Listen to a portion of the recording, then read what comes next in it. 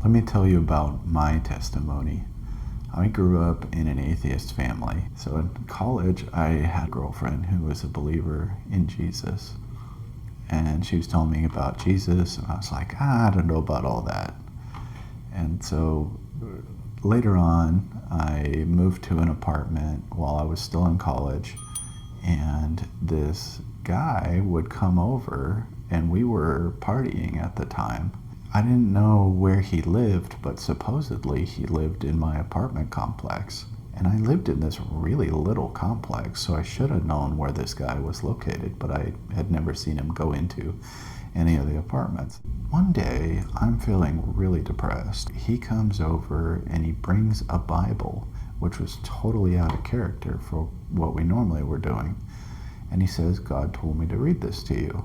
And I just ended up encountering God in my apartment, and he met with me, and I said, okay, Jesus, I believe that you're real. 6 years down the road, I got laid off from my job in Fort Worth. I got a raise to take a new job in Waco, Texas, and ran into some Baptists. They said, read the book of John. So, okay, I'm reading the book of John. So I had a little bit of a falling out with them, but ended up going to this small group, a non-denominational group. And the third time I came, they started prophesying over me and sharing visions that God was showing, and they prayed for me, and the next day I felt different. That next week, I got baptized in the pool, and I come up from the pool, and I'm reading the book of Isaiah, and all of a sudden this boring history book starts coming to life. I can't stop reading it. I'm excited about it. I'm waving at strangers at work.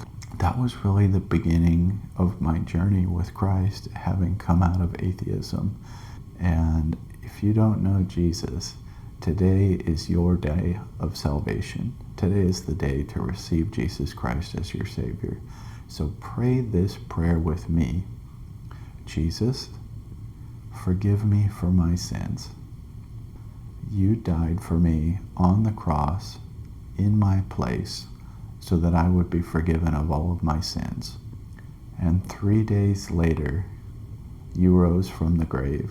Forgive me of all my wrongdoing. I choose now to do what is right and go down your path and be the Lord of my life. Come into my heart.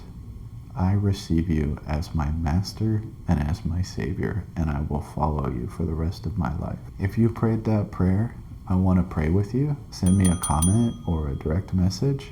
God bless you.